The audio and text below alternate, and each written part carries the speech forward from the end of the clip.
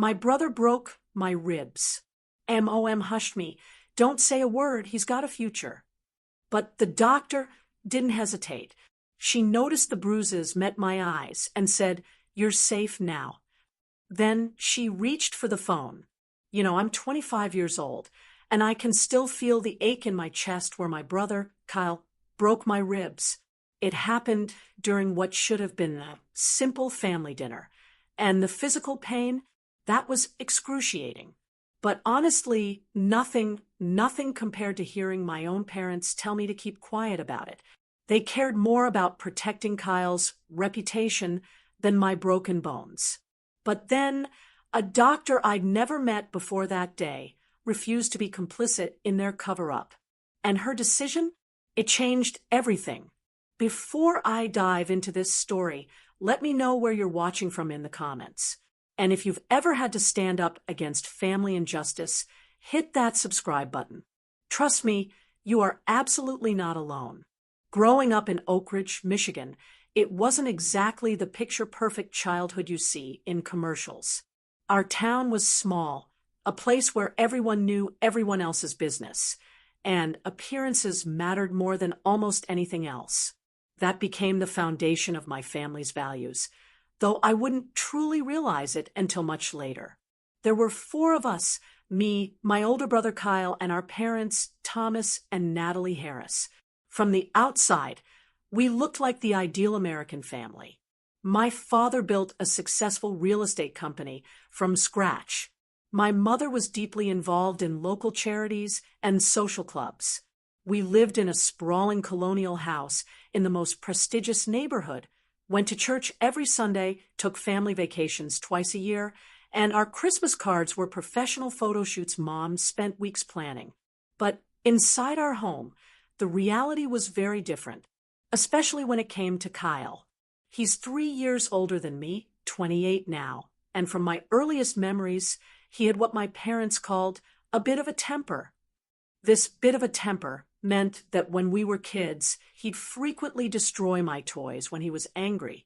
I had a collection of porcelain dolls from my grandmother, and Kyle broke 3 of them during various outbursts. Each time, my parents would replace the doll and tell me, "You need to understand, your brother has strong emotions." As we got older, his aggression evolved from breaking my possessions to breaking my spirit. He'd call me names, tell me I was stupid, criticize my appearance. When I complained, my parents would dismiss it as siblings being siblings. My mother would pat my hand and say, "That's just how brothers and sisters interact, Stephanie. You need to develop thicker skin." It became increasingly clear that Kyle was the favorite. When I brought home straight A's, it was a simple, good job. But when Kyle managed a B- in a class he was failing, they'd take us all out to the nicest restaurant in town to celebrate his improvement. When I was accepted to the University of Michigan with a partial scholarship, they nodded approvingly. When Kyle got into Michigan State after my father made a sizable donation to their business school, they threw him a huge party, inviting the entire neighborhood. Despite all this, I worked so hard to be the perfect daughter. I chose medicine, even though what I really loved was art. My high school art teacher encouraged me to apply to art schools, but my father scoffed, calling it an expensive hobby, not a career.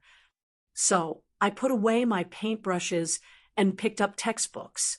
Our family's standing in the community was paramount to my parents.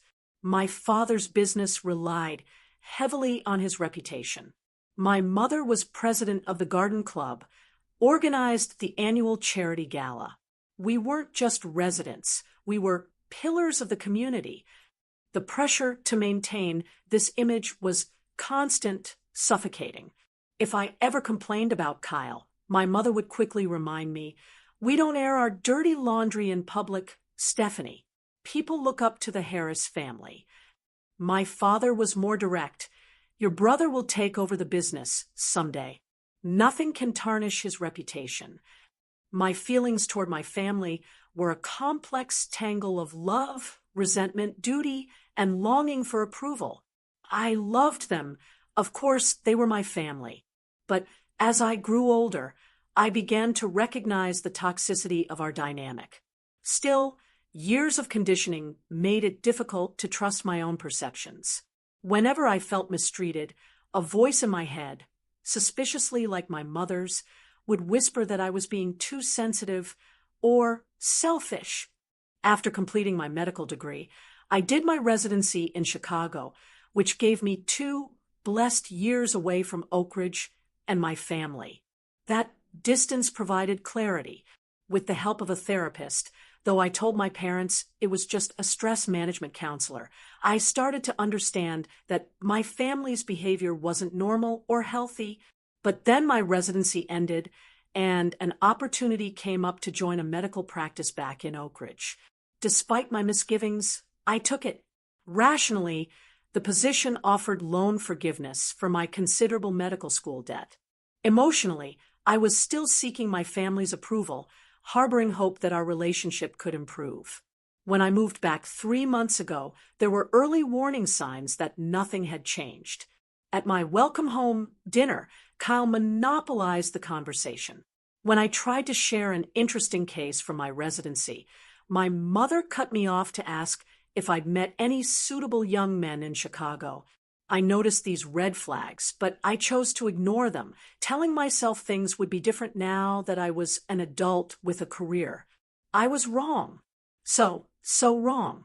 The evening that changed everything was supposed to be a celebration of Kyle's promotion to vice president of operations at my father's company. My mother had spent days preparing Kyle's favorite foods, decorating the dining room with congratulatory banners.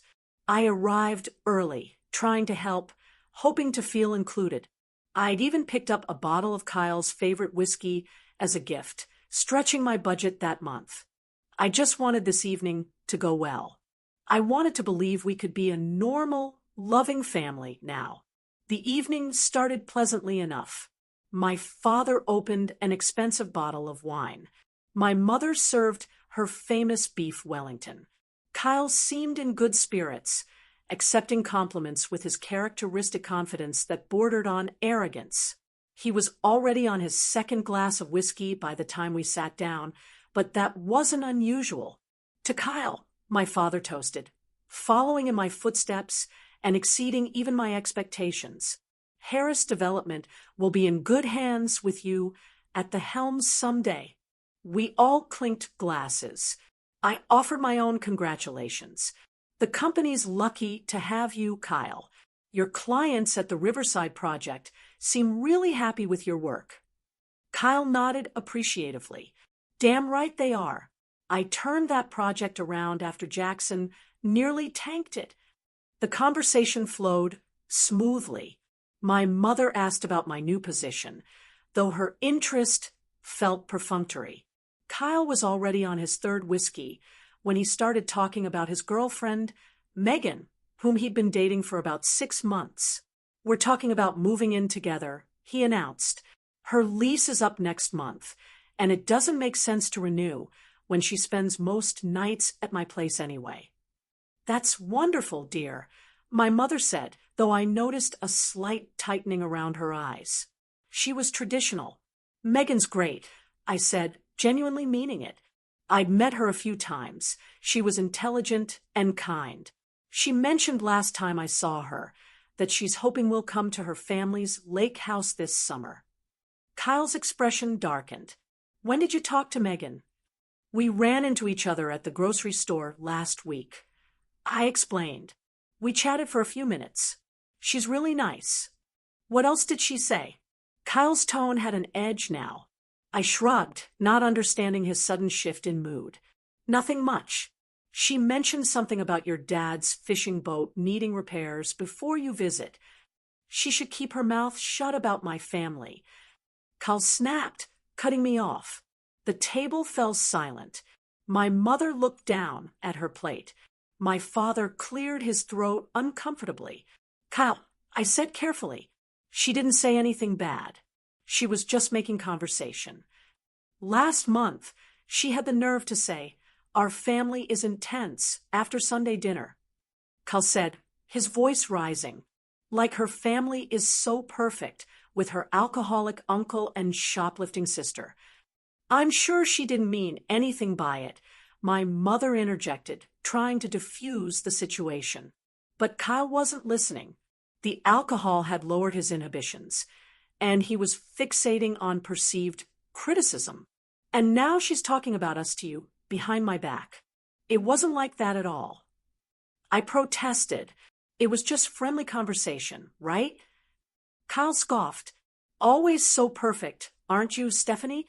The doctor, the good daughter, everyone's favorite. I almost laughed at the irony, but I knew better. Kyle, I think you're misunderstanding. Don't tell me what I understand.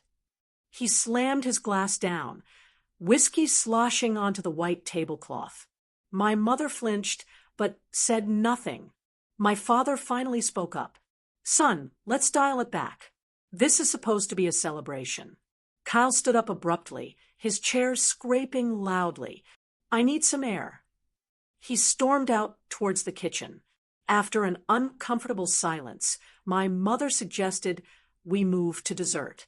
I offered to help clear the plates, using it as an excuse to check on Kyle and hopefully smooth things over. I found him in the kitchen, pouring another generous helping of whiskey. Kyle, I'm sorry if I upset you, I said quietly, placing the stack of dinner plates on the counter. That wasn't my intention. He turned to face me, his eyes bloodshot. You always do this, acting all innocent while stirring up trouble. That's not fair. I protested. I was just making conversation about Megan. I like her. Well, keep your nose out of my relationship, he snapped. And stop trying to buddy up to my girlfriend to get dirt on me. That's not what happened at all. I said, my own frustration rising. Why would I do that? Because you've always been jealous of me, he said, taking a step closer. Dad's company, Mom's attention, everything. You can't stand that I'm successful while you're still paying off student loans. His words stung because they were so opposite to reality. It was such a complete inversion of our family dynamic that I couldn't help but laugh in disbelief. Are you serious right now? That laugh was the match to gasoline.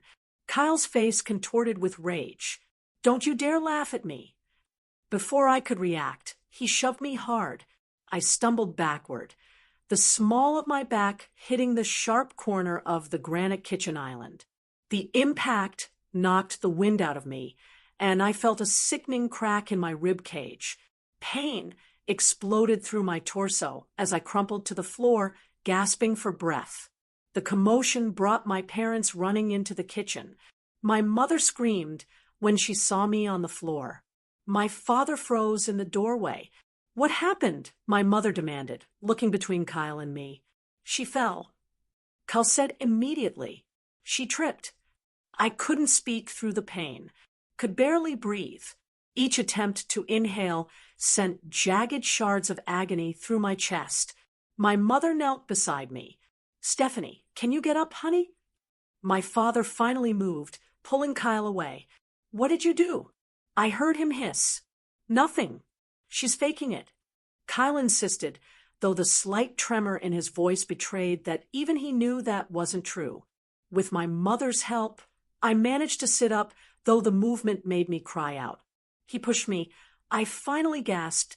I hit the counter. My mother's expression flickered between concern and something else. Calculation. I'm sure it was an accident, she said soothingly. Kyle wouldn't deliberately hurt you, but he had. And it wasn't the first time, just the most serious. I think I need to go to the hospital, I managed to say. It hurts to breathe. Let's not overreact, my father said, stepping forward. Take some ibuprofen and rest. If it's still bad tomorrow, we can reassess. I couldn't believe what I was hearing. I'm a doctor. I know what broken ribs feel like. Please, I need to go now. I'll drive you, my mother offered. I can drive myself, I said, not wanting to spend another minute in that house. Despite the excruciating pain, I needed to get away from them all. My father helped me to my feet, his face a mask of concern that didn't reach his eyes. These family disagreements happen, he said quietly. Let's not make more of this than it is. I didn't respond, focusing on breathing shallowly. I gathered my purse and keys, refusing further assistance. As I carefully made my way to the door, I heard my father talking to Kyle in harsh whispers. The drive home was agonizing. Every bump in the road sent spasms of pain through my chest. I should have gone straight to the emergency room, but shock and denial pushed me home instead. I told myself I'd take strong painkillers from my personal medical kit and see how I felt in the morning. Part of me still couldn't process what had happened. Not just Kyle's violence, but my parents' reaction to it. That night was one of the longest of my life. I couldn't lie down. I spent it propped up in a recliner, drifting in and out of uneasy sleep. By morning, the pain had not subsided, and my side was now sporting an angry purple bruise. I could barely move without gasping. I knew then that I couldn't ignore this. I needed medical attention, regardless of what my family wanted. The next morning brought not just physical pain, but the emotional assault of my family's reaction. My phone started ringing at 7:30 a.m. My mother's ringtone. I let it go to voicemail. 10 minutes later, she called again. This time, I answered. "Stephanie, how are you feeling this morning?" Her voice was light, casual, as if she were asking about a mild headache. "Not good," I replied. "Honestly, I'm in a lot of pain. I can barely move." "These things always feel worse the next day," she said dismissively. "Take some Advil and put ice on it. Listen, about last night. Mom, I think my ribs are broken." I interrupted. "Kyle seriously hurt me." There was a pause. When she spoke again, her voice had taken on that placating tone she used when she thought I was being difficult. "Sweetheart, it was an unfortunate incident, but let's not blow it out of proportion. Kyle feels terrible about it." "Has he said that? Has he called to apologize?" I asked, already knowing the answer. "He will, I'm sure. He was very upset last night after he left. But right now, we need to focus on moving past this. Your father, and I think it's best if we just put this behind us." I shifted in my chair, wincing. "Mom, I can't breathe without it hurting. This isn't something I can just put behind me." "It's probably just bruised," she insisted. "If Kyle had really hurt you that badly, you would have gone to the hospital last night." The gaslighting was so blatant. It would have been laughable if it weren't so infuriating. "I'm going to get it checked out today," I told her firmly.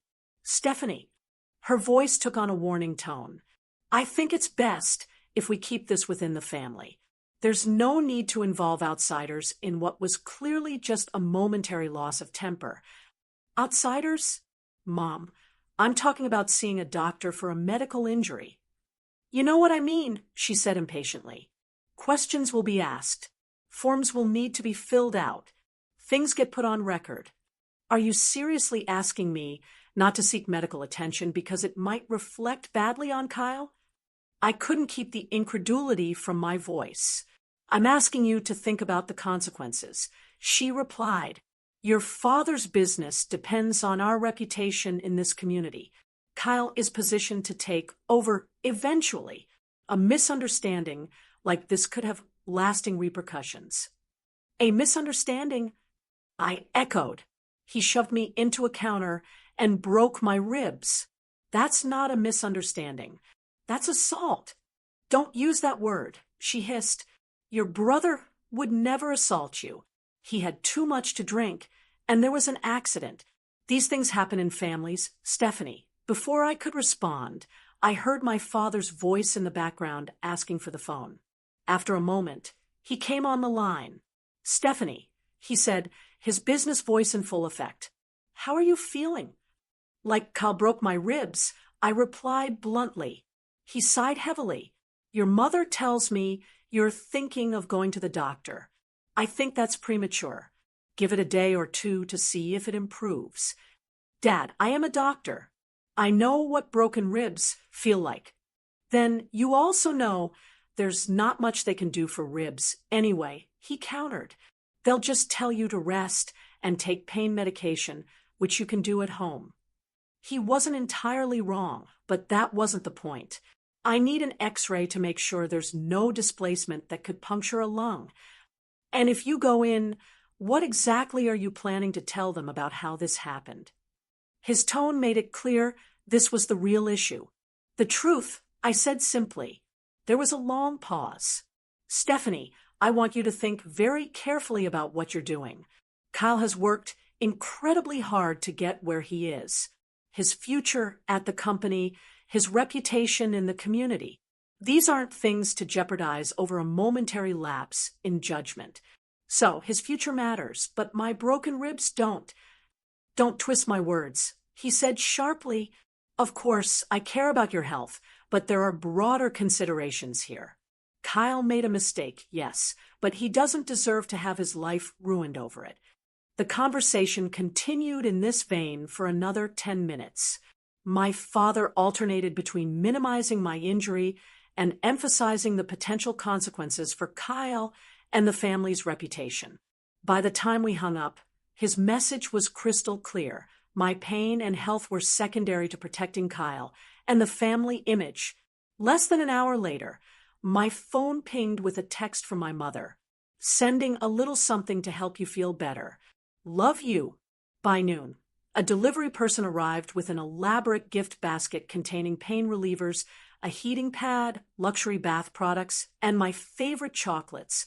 The card read, "Rest and recover. Family always comes first. Love, Mom and Dad." The gift felt like a bribe, a way to buy my silence. I set it aside, unable to even look at it without feeling sick. Throughout the day, the calls continued. My mother checked in hourly. My father called twice more, his approach increasingly forceful, reminding me of family loyalty and perspective. Around 4 p.m., Kyle finally called. I almost didn't answer, but a part of me wanted to hear what he had to say. "Hey," he said, his voice uncharacteristically subdued. "Mom said I should call you." No apology, just an admission that he was calling because our mother told him to. "And I guess things got out of hand last night," he continued reluctantly. "I had a lot to drink." "You broke my ribs, Kyle." "Come on, I barely pushed you," he protested, instantly defensive. "You probably just bruised them when you fell." "I didn't fall. You shoved me into the counter." "Whatever. Look, I'm calling to smooth things over. Okay? Mom and Dad are freaking out that you're going to make this into some big deal." I couldn't believe what I was hearing. "It is a big deal. I'm seriously injured." "Yeah, well, we all have bad days," he said dismissively. "Remember when you crashed my car in high school? I didn't make that into a federal case." The comparison was so absurd, I couldn't even formulate a response. A teenage fender bender versus a grown man violently attacking his sister. These weren't remotely comparable. "Kyle, I have to go," I said finally. "I have a doctor's appointment." "Stephanie, don't be stupid," he snapped, his conciliatory tone vanishing. "You're going to regret it if you blow this up." Was that a threat? I hung up without responding, my hands shaking with a mixture of pain, anger, and disbelief. I called my friend Melanie, one of the few people from high school I'd stayed close with. She had moved back to Oak Ridge a few years ago after getting divorced, and now worked as a teacher.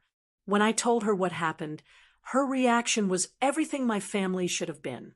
"Oh, my God, Steph, that's terrible. Do you want me to take you to the hospital right now?" Her genuine concern brought tears to my eyes. "I have an appointment with a primary care doctor this afternoon." I told her. "A Dr. Hayes. She had an opening." "I'm coming with you." Melanie insisted. "No arguments. Text me the address and time." "You don't have to do that." I protested weakly, though part of me desperately wanted the support. "Yes, I absolutely do," she said firmly. "And afterward, You're coming to stay with me. You shouldn't be alone right now. By the time my appointment rolled around, the pain had intensified. Every breath was agony, and I developed a concerning shortness of breath. I knew I couldn't put this off any longer, regardless of my family's pressure. As Melanie drove me to the appointment, my phone continued to light up with calls and texts from my parents. Each message carried the same theme: silence, discretion, family loyalty. But with each mile that took me closer to medical help, I felt a growing resolve. This wasn't right. And for once in my life, I wasn't going to prioritize my family's wishes over my own well-being. The medical office was housed in a modern building on the outskirts of Oak Ridge, far enough from the center of town that I was unlikely to run into anyone my parents knew. Melanie helped me from the car, supporting me as we slowly made our way inside. The receptionist looked concerned when she saw me wincing. "Dr. Hayes will be with you shortly," she assured me after I'd filled out the intake forms, deliberately leaving blank the section asking how the injury occurred. True to her word, I didn't wait long. Dr. Laura Hayes turned out to be a woman in her early 50s with kind eyes and a no-nonsense demeanor. She reminded me a bit of my favorite professor from medical school, confident, direct, but with an underlying warmth that put patients at ease. "Dr. Harris," she said, extending her hand. "I've heard good things about you from Dr. Patterson at the clinic, though I'm sorry we're meeting under these circumstances." I tried to smile, but it came out as more of a grimace. "Please call me Stephanie, and thank you for fitting me in on short notice." "Of course," she nodded, glancing at my intake forms. "I see you're experiencing chest pain and difficulty breathing. Can you tell me what happened?" This was the moment I'd been dreading, a lifetime of conditioning to protect my family ward with my medical training and the simple human need to tell the truth. "I had an accident," I said vaguely. Dr. Hayes looked at me steadily. "What kind of accident?" "I was pushed and hit a counter," I said, the words coming out in a rush, "with my back, right here." I indicated the area. She nodded, making a note. "Who pushed you, Stephanie?" I hesitated, then looked down at my hands. "My brother." "I see," she said, her voice neutral but kind. "Let's take a look at the injury first, and then we can talk more." The physical examination was thorough but gentle. Dr. Hayes listened to my breathing, carefully palpated the injured area, and noted the extensive bruising.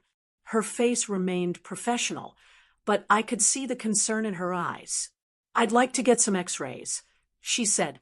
"Based on your symptoms and the physical findings, I suspect you have at least 2 broken ribs, possibly 3. I'm also concerned about the shortness of breath, which could indicate a more serious complication." The x-ray confirmed her suspicions. 3 fractured ribs, 1 with a concerning displacement that explained my breathing difficulties. When Dr. Hayes returned to the examination room with the results, her expression was grave. "Stephanie," she said, sitting across from me, "these are significant injuries.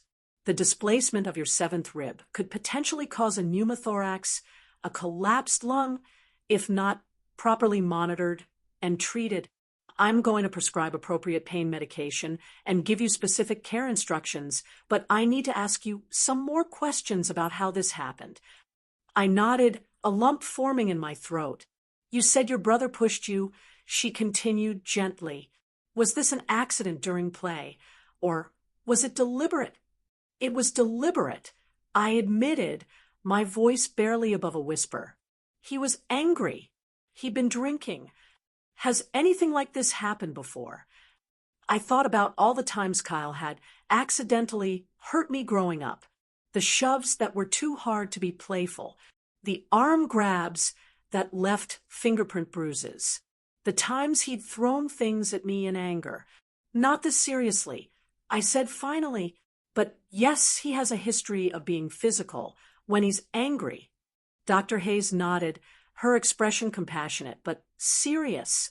And how have your family members responded to this incident? The dam broke.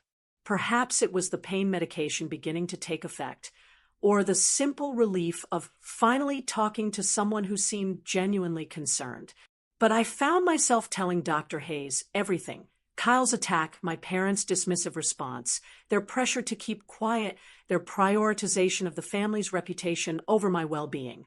They sent me a gift basket, I said with a hollow laugh that sent pain shooting through my chest, like chocolates and bath bombs could make up for broken ribs, and the fact that they care more about how this affects Kyle than how it affects me.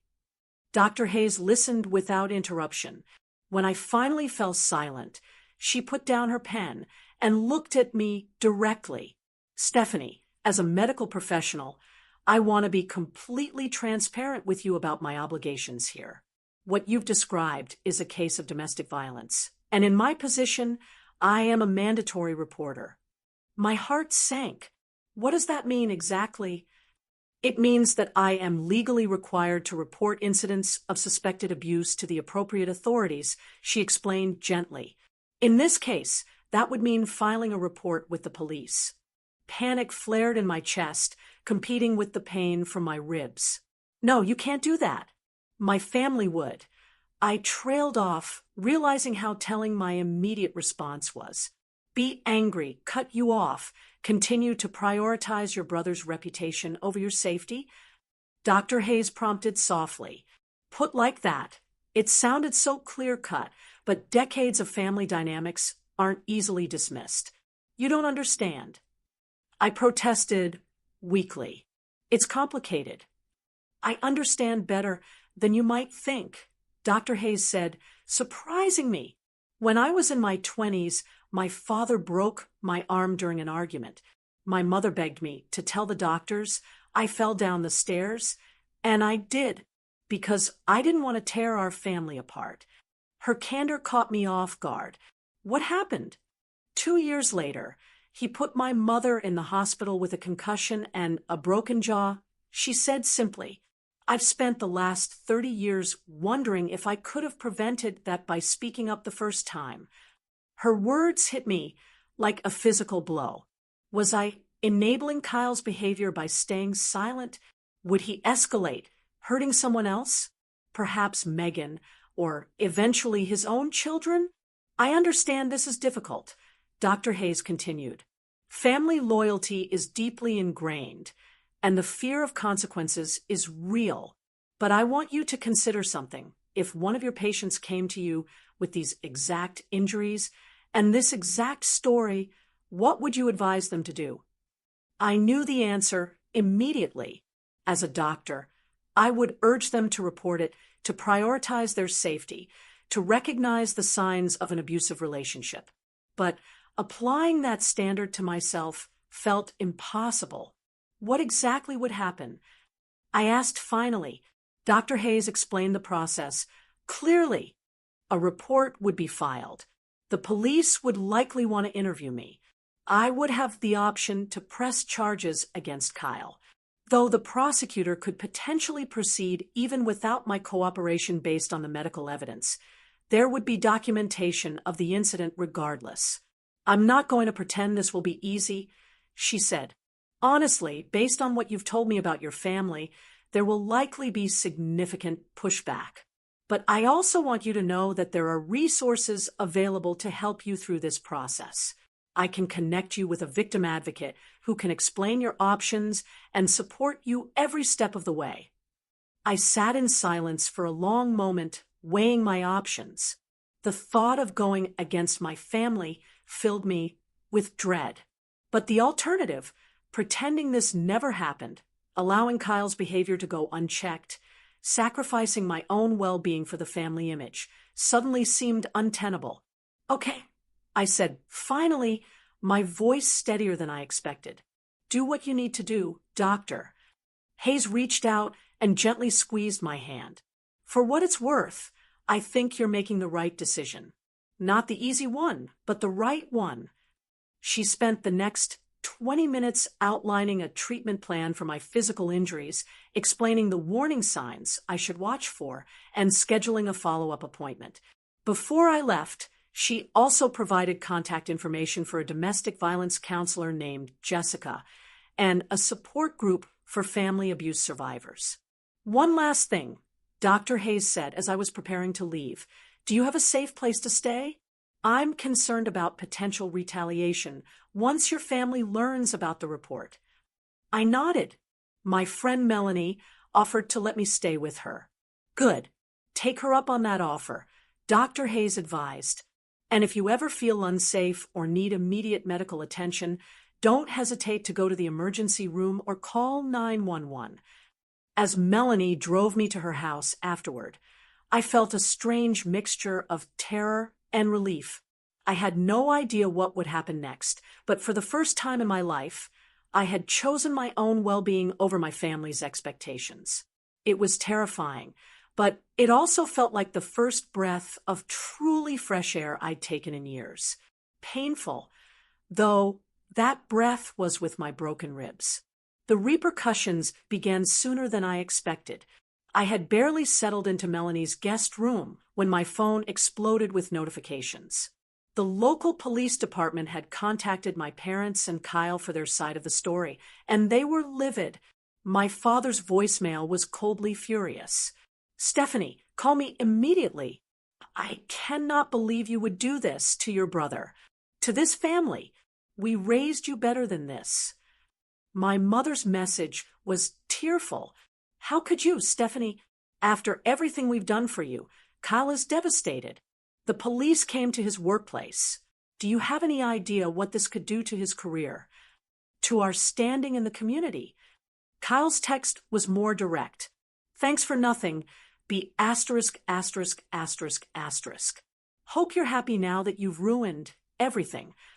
I turned off my phone, unable to deal with the barrage. Melanie brought me tea and sat with me while I cried, not from the physical pain, but from the emotional onslaught. How had I become the villain in this story? Why was I the one who had ruined everything when Kyle was the one who had committed violence? "They're trying to make you doubt yourself," Melanie said wisely. "Don't let them. You did the right thing." The next day brought more of the same. My phone continued to fill with messages from my immediate family, and now extended family members were chiming in too. My Aunt Susan, my father's sister, called to tell me I was tearing the family apart over a little disagreement. My cousin Patrick texted that I was being dramatic and attention-seeking. Even my grandmother, who had always been kind, left a voicemail asking why I couldn't have handled this within the family. Only my mother's younger sister, Barbara, sent a different message. "I believe you, Stephanie. Call me if you need anything. Love you." I hadn't spoken to Aunt Barbara in years. She'd had a falling out with my mother over something never explained to me, and had been largely absent from family gatherings. Her support, though unexpected, was a tiny lifeline in the storm. I took a few days off from work, using my medical leave to recover physically and try to process everything emotionally. Dr. Hayes had connected me with Jessica, the domestic violence counselor, who called to check on me and provide resources. She explained that what I was experiencing, the family closing ranks, the victim blaming, the pressure to recant, was unfortunately common in cases of family violence. "They're trying to maintain the status quo," Jessica explained. "Your speaking up threatens the family system they've established, where your brother's behavior is excused and enabled. It's painful, but their reaction actually confirms that you made the right choice by breaking the silence." 5 days after my appointment with Dr. Hayes, I returned to my apartment briefly to pick up more clothes and work files. I had just finished packing a bag when there was a loud knock. I froze, instantly knowing who it was. Sure enough, when I peered through the peephole, I saw my parents standing in the hallway, grim-faced.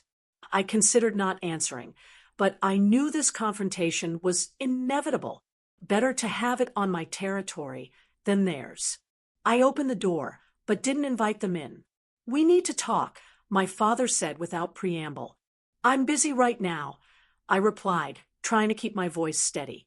Too busy for your family? My mother asked, her voice sharp with hurt and anger. After what you've done, you owe us at least a conversation. I sighed and stepped back, allowing them to enter. They surveyed my half-packed suitcase with disapproval. Running away? My father asked. Taking care of myself, I corrected. What do you want? We want you to fix this mess you've created, he said bluntly. The police are talking about charging Kyle with assault. His job could be at risk. People are already talking. I didn't create this mess, I said, a spark of anger cutting through my anxiety. Kyle did, when he broke my ribs. It was an accident, my mother insisted. He pushed you. Yes, but he didn't mean for you to get hurt like that. He's 28 years old, Mom. He doesn't get to hide behind. He didn't mean it anymore. And it wasn't an accident. He deliberately shoved me because he was angry. My father stepped closer. His imposing height meant to intimidate, as it had so many times in my childhood. Stephanie, you need to tell the police you want to drop this. Say you exaggerated, that you misunderstood what happened. I can't do that, I said, taking a step back. It would be lying. So, you'd rather destroy your brother's life over one mistake. My mother's voice broke. What kind of sister does that make you? What kind of brother breaks his sister's ribs and then calls her AB asterisk asterisk asterisk asterisk for seeking medical help? I countered. What kind of parents care more about their son's reputation than their daughter's safety? My father's face darkened. That's enough. We have always protected both of you. Everything we've done has been for this family. No, I said, the realization crystallizing as I spoke. Everything you've done has been for the family image. For Kyle, never for me. That's not true, my mother protested. We put you through medical school because it looked good to have a doctor in the family. I shot back, not because you cared about what I wanted. I wanted to study art, remember? You both laughed at the idea. My father dismissed this with a wave of his hand. This isn't about ancient history. This is about what you're doing right now, which is betraying your family. I'm not betraying anyone. I'm standing up for myself, maybe for the first time. The argument continued in circles, my parents alternating between guilt-tripping, threatening, and occasionally attempting to cajole me. When it became clear I wouldn't budge, my father played his final card. If you go through with this, you're on your own, he said coldly. Financially, emotionally, in every way, is that what you want? To lose your family over this? The threat should have terrified me. In many ways, it did. But underneath the fear was a strange sense of clarity. I lost my family the moment you chose to protect Kyle instead of me. I said quietly, maybe I never really had one to begin with. My mother began to cry in earnest, while my father's face turned to stone. You'll regret this, he said finally. When the dust settles and you've burned all your bridges, you'll realize what you've thrown away. After they left, I sat on my couch for a long time, trembling with the aftermath of adrenaline. I had stood my ground, but the cost was becoming increasingly clear. My phone pinged with a text from Kyle. Hope you're happy now that Mom's hysterical. Dad says you're dead to him. Good job, sis.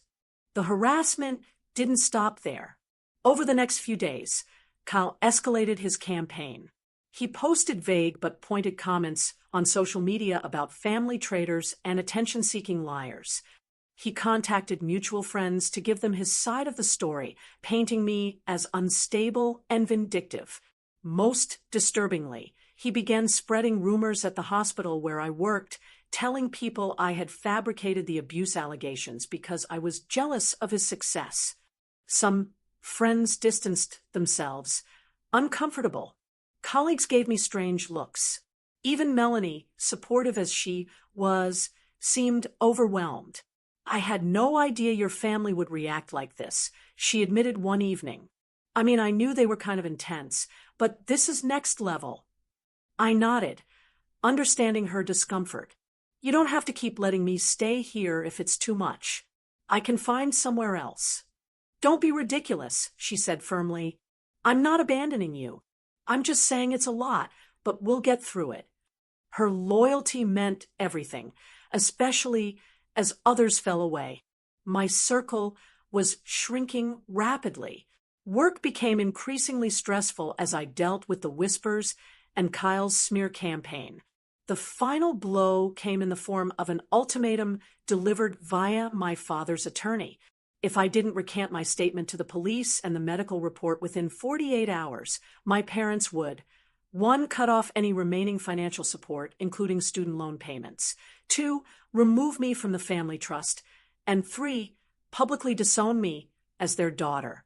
The letter concluded with a reminder that they had always been generous and would welcome me back into the family if I came to my senses and fixed the damage I had done. Reading those cold, calculating words, I felt something shift inside me. The fog of doubt and guilt that had clouded my judgment began to clear. This wasn't love. It had never been love. Real families don't threaten and manipulate and enable abuse. Real families protect each other from harm, not inflict it. I sat at Melanie's kitchen table that night, the lawyer's letter spread out before me, and made a decision. I wasn't going to recant. I wasn't going to lie. For perhaps the first time in my life, I was going to stand firmly in my truth, whatever the consequences might be. The next morning, I called Jessica, the domestic violence counselor. I need help, I told her. My family is escalating their pressure, and I don't know what to do next. You're doing exactly the right thing by reaching out, she assured me. Let's talk about some practical steps to protect yourself and build a support system that doesn't include your biological family. That conversation became the first step in my journey toward true independence, not just financially, but emotionally and psychologically. It was terrifying to face the future without the family I'd always known. But as I would soon discover, it was also the beginning of a profound liberation. 2 weeks after my appointment with Dr. Hayes, I returned for a follow-up. The physical healing had begun. The pain was more manageable. My breathing had improved. But emotionally, I was still raw and vulnerable. How are you holding up? Dr. Hayes asked after examining my ribs. Physically better, I admitted. The rest, it's complicated.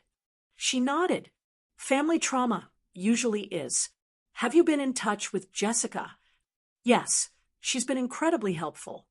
This was an understatement. Jessica had become my lifeline. She suggested I join a support group. I went to my first meeting yesterday. That's excellent, Dr. Hayes said. How did it go? It was intense, but good. For the first time, I was in a room full of people who completely understood what I'm going through. No judgment.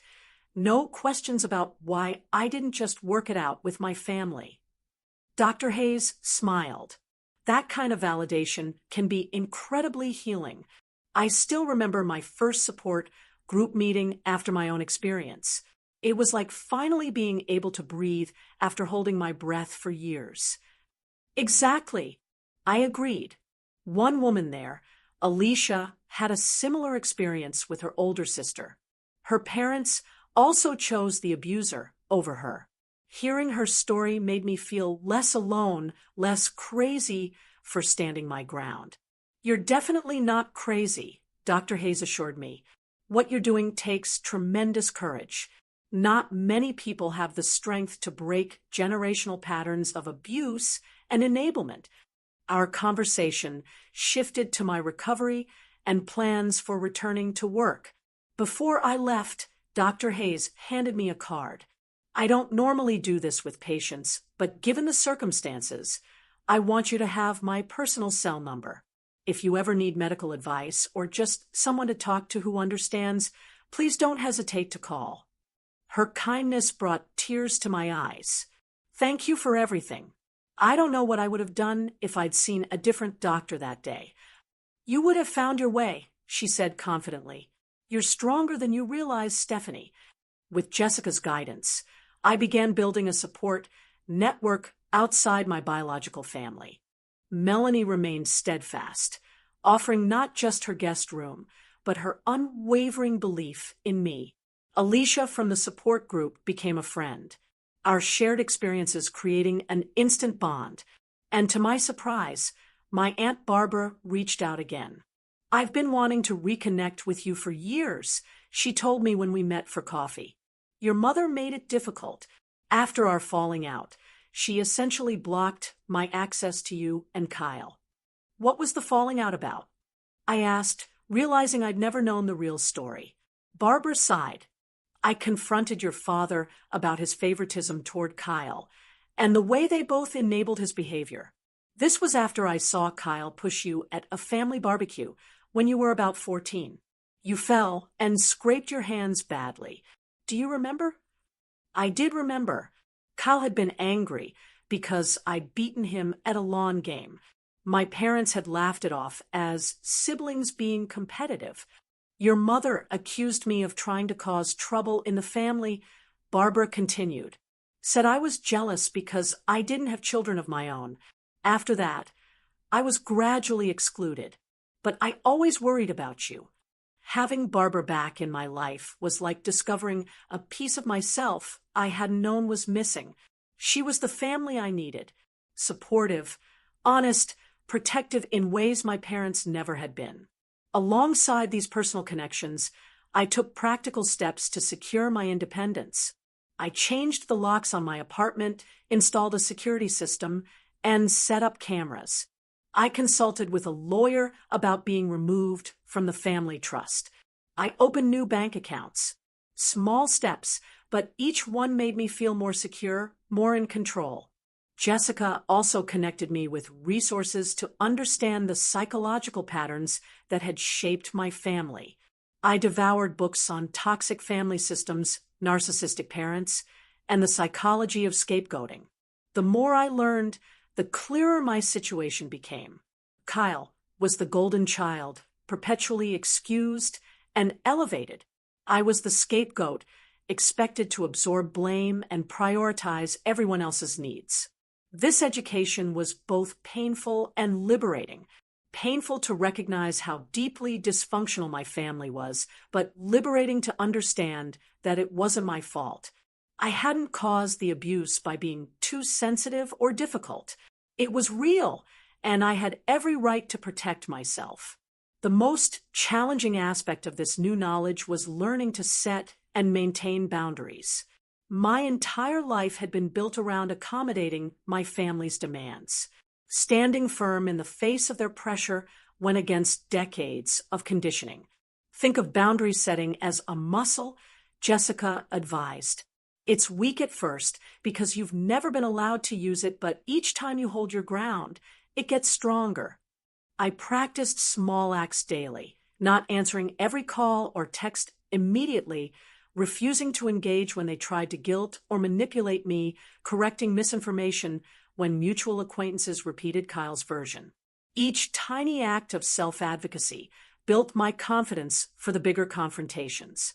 The police investigation continued. A prosecutor ultimately decided to charge Kyle with domestic assault, despite my parents' efforts. Kyle hired an expensive attorney and pleaded not guilty, setting the stage for a potential trial where I would have to testify. The prospect was terrifying, but I was determined. Through all of this, I was surprised to discover an unexpected sense of peace emerging alongside the turmoil. For so long, I had contorted myself to fit into my family's expectations. Now, despite the external chaos, I was beginning to feel an internal alignment I had never experienced. My thoughts, feelings, and actions were finally in congruence. I was living in my truth, painful though it was. My support group became a sanctuary. During one particularly difficult session, after receiving a scathing email from my father, I broke down. Sometimes I wonder if it would have been easier to just stay silent. I admitted through tears. To just take the pain and keep the peace like I always have. Easier in the short term, maybe, Alicia said gently, but that kind of silence eats away at your soul. Trust me, I tried it for years. An older woman named Ruth nodded. I stayed silent about my brother's abuse for 40 years. By the time I finally spoke up, I'd lost myself so completely, I didn't know who I was anymore.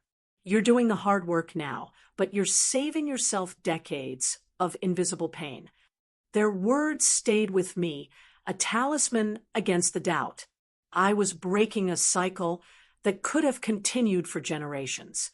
I was choosing truth over comfortable lies, health over dysfunction, reality over illusion. 6 weeks after the incident, I felt strong enough to return to my own apartment full-time. Melanie helped me sage the space, a ritual cleansing she swore by, and we rearranged the furniture to create a fresh start.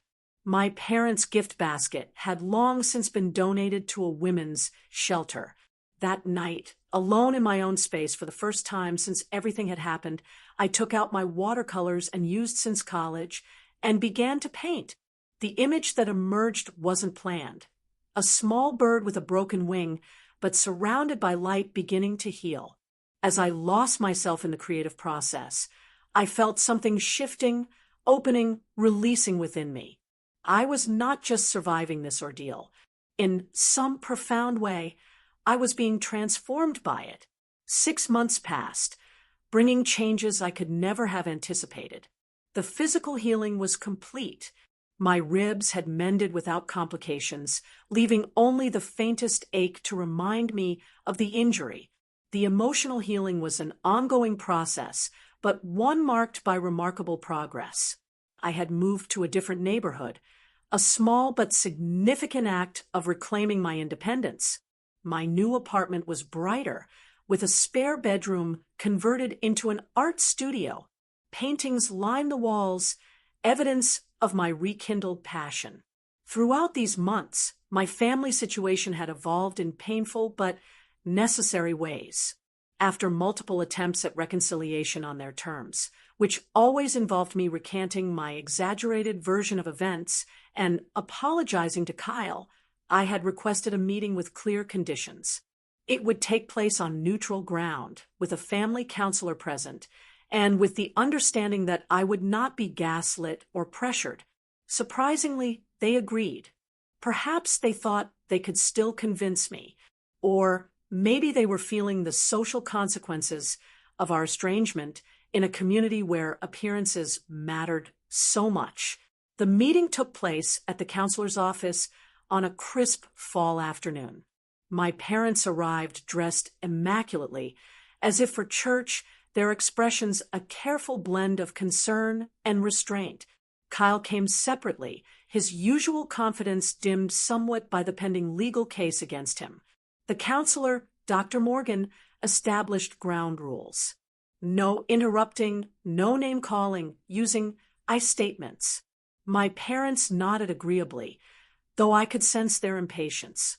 "Stephanie," Dr. Morgan began, "would you like to start by sharing what you hope to achieve today?" I took a deep breath. I want clarity and honesty about what happened and what happens next. I want acknowledgement of the harm that was done to me, both by Kyle's actions and by your response, and I want to establish boundaries for any future relationship. My mother frowned slightly at boundaries, but remained silent. My father shifted, already uncomfortable. "Thomas and Natalie," Dr. Morgan turned to my parents. "What are your hopes?" My father cleared his throat. "We want our family back together. This division has gone on long enough. We want to put this unfortunate incident behind us and move forward." "It wasn't an unfortunate incident," I said quietly but firmly. "It was assault." Kyle broke 3 of my ribs and then called me AB asterisk, asterisk, asterisk, asterisk when I sought medical help. "You both pressured me to lie about my injuries and prioritize his reputation over my physical safety. Stephanie, You know that's not how it happened, my mother began, her voice taking on the placating tone I'd grown to recognize as the prelude to gaslighting. Actually, Mom, that is exactly how it happened, I countered. And this pattern of denying reality is precisely why we're sitting here today. Dr. Morgan gently redirected, asking each of us to express our feelings without disputing each other's experiences. What followed was 2 hours of painful but necessary truth-telling. My parents continued to minimize and deflect, though with less conviction. Kyle offered a superficial apology that focused more on the inconvenience the situation had caused him than the harm he had inflicted. "I'm sorry things got out of hand," he said, not quite meeting my eyes. "I never meant for you to get seriously hurt, but you have to admit, going to the police was an extreme reaction." "Was it?" I asked, maintaining my composure despite the anger bubbling. If a stranger had broken my ribs, would reporting it be extreme? Why should you be held to a lower standard of behavior because we're related? He had no good answer. By the end, it was clear that while my family was willing to have me back, they were not truly willing to acknowledge the dysfunction. They wanted reconciliation without accountability, forgiveness without change. As we prepared to leave, my father made one final appeal. "Stephanie, we miss you. Despite everything, we're still your family. No one will ever love you like we do." I looked at him for a long moment, seeing him clearly, perhaps for the first time. "That's the problem, Dad. The way you love is conditional and harmful. I deserve better. We all do." Walking out of that office, I felt an unexpected lightness. I had faced my greatest fear, permanent estrangement from my family, and discovered it wasn't as terrifying as I had imagined. In fact, the prospect of continuing to accept their version of love now seemed far more frightening than building a life without them. In the months that followed, I maintained minimal contact with my parents through occasional texts and brief phone calls, always with strict boundaries. Kyle and I had no direct communication outside of necessary legal interactions. His case eventually ended in a plea deal, a misdemeanor charge with probation, and mandatory anger management classes. It was less than he deserved, but more accountability than he'd ever faced. Professionally, my life took unexpected turns. The courage I'd found in standing up to my family translated into greater confidence at work. I advocated more effectively for my patients, particularly those showing signs of abuse or neglect, my colleagues noticed. And I was offered a leadership position on a new community health initiative focused on domestic violence prevention and intervention. This work brought me into regular contact with Dr. Hayes, who became both mentor and friend. During one of our meetings, I finally found the words to express my gratitude. "I wrote you a letter," I said, handing her an envelope, "to thank you for what you did that day, for seeing what was happening and having the courage to do something about it." She accepted the letter with a warm smile. "I was just doing my job, Stephanie." "No," I shook my head. "You did more than that. You showed me what true professional integrity looks like. You were willing to make a difficult choice because it was the right one, not the easy one. That's the kind of doctor I want to be." Our work together became one of the most rewarding aspects of my professional life. My personal life flourished as well. The support group became a community. Alicia and I started a monthly gathering for survivors to share art, poetry, and stories. Melanie remained my closest friend. Her loyalty cemented a bond that felt more like family. And speaking of family, Aunt Barbara became a central figure in my life. Her home became my holiday destination, her wisdom a guide. Through her, I connected with cousins I'd barely known, discovering relationships untainted by the dynamics that had poisoned my immediate family. Most surprisingly, I began dating again. Daniel, a kind and thoughtful architect I met through a community art class, showed me what healthy communication and respect looked like. Our connection developed slowly, built on friendship and mutual values. On the anniversary of my appointment with Dr. Hayes, I took myself on a solo retreat to a cabin by a lake. I brought my paints, journal, and books, intending to reflect. Sitting on the dock at sunset, I wrote, "A year ago today, I was broken in more ways than I knew. My ribs were fractured, but so was my sense of self, my understanding of love, my belief in my own perceptions. I thought speaking the truth would destroy me, that I couldn't survive without the family that had both shaped and distorted me. I was wrong. The truth didn't destroy me. It rebuilt me, stronger than before. I learned that real love doesn't demand silence about abuse. Real family, whether bound by blood or by choice, lifts you up rather than holding you down. Real strength isn't enduring mistreatment. It's having the courage to say, no more.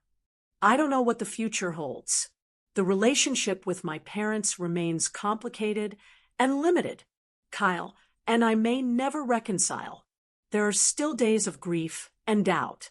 But for the first time in my life, I'm building a foundation based on truth rather than pretense, on authentic connection rather than obligation, on self-respect rather than self-sacrifice. That feels like victory. That feels like healing. That feels like home. As I sit here, I wonder how many of you have faced similar crossroads in your own families. Have you ever had to choose between peace and truth, between family loyalty and self-preservation? I'd love to hear your stories in the comments below. If my experience has helped even one person feel less alone or more empowered to seek help, then sharing it has been worthwhile. Please like this video if it resonated with you. Subscribe for more stories of healing and transformation, and share it with someone who might need to hear that they deserve better. Remember, sometimes the family we create is more healing than the one we were born into. Thank you for listening. Take care.